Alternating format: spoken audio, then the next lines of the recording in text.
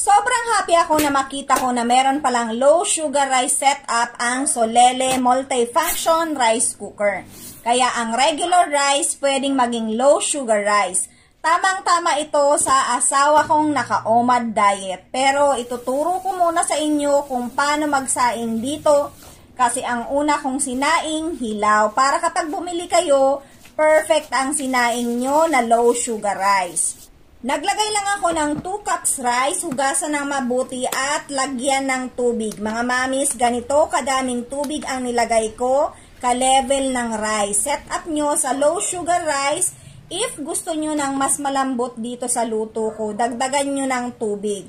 Para sa akin, ito yung perfect na luto ng kanin. Kung makikita nyo, para lang siyang in-steam.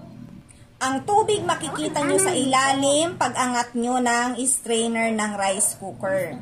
Ayan, meron na kayong low sugar rice from regular rice.